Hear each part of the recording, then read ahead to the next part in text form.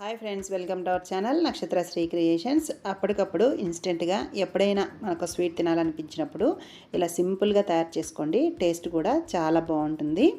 అది కూడా ఇన్స్టెంట్గా మన ఇంట్లో ఉన్న ఈ బ్రెడ్స్ తోటి స్వీట్ని ఎలా చేసుకోవాలో చూద్దాము. ఫస్ట్ స్టవ్ వెలిగించి బాండీ పెట్టుకొని అందులో ఒక 3 టేబుల్ స్పూన్ వరకు నెయ్యి వేసుకోవాలి. తర్వాత నేను ఇక్కడ 4 బ్రెడ్లు తీసుకొని ఇలా చిన్న చిన్న స్లైసెస్ లాగా కట్ చేసుకున్నాను. ఇలా కట్ చేసుకున్న స్లైసెస్ని ఇలా నేతిలో వేసుకొని 2 వైపులా తిప్పి ఎర్రగా వచ్చే వరకు బాగా కాల్చుకోవాలి. చూడండి, ఈ విధంగా బాగా ఎర్రగా కాల్చుకొని పక్కన ఉంచుకోవాలి. మిగతా బ్రెడ్ స్లైసెస్ కూడా ఇదే విధంగా కాల్చుకోవాలి. నేను మొత్తం 4 బ్రెడ్లు తీసుకున్నాను. ఇక్కడ బ్రెడ్లన్నీ కూడా ఫ్రై అయిపోయిన తర్వాత అదే పాన్లో ఒక 1/2 లీటర్ వరకు చిక్కటి పాలు యాడ్ చేసుకొని బాగా మరగనివ్వాలి. ఈ లోపల వేరొక చిన్న బౌల్ తీసుకొని అందులోకి ఒక 2 టేబుల్ స్పూన్లు కస్టర్డ్ పౌడర్ వేసుకోవాలి. అందులో కొద్దిగా పాలు పోసుకొని లమ్స్ అంటే ఉండలేమి లేకుండా ఈ పాలు ఈ కస్టర్డ్ పౌడర్ని బాగా మిక్స్ చేసి పక్కన ఉంచుకోవాలి.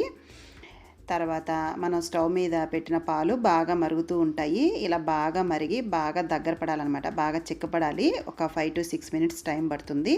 అంతవరకు బాగా చిక్కబడిన తర్వాత ముందుగా మనం కలిపి పెట్టుకున్న ఈ కస్టర్డ్ పౌడరు ఇందులో కొద్దిగా వేసుకుంటూ కలుపుకోవాలి. ఇలా కలుపుతూ పౌడర్ని ఇందులో మిక్స్ చేసేసుకొని కాస్త చిక్కబడే వరకు స్టవ్ ఫ్లేమ్ అనేది మీడియంలో పెట్టుకొని బాగా ఉడికించుకోవాలి. ఇలా బాగా ఉడికిన తర్వాత ఇందులోకి ఒక 1/2 కప్పు వరకు షుగర్ యాడ్ చేసుకోవాలి.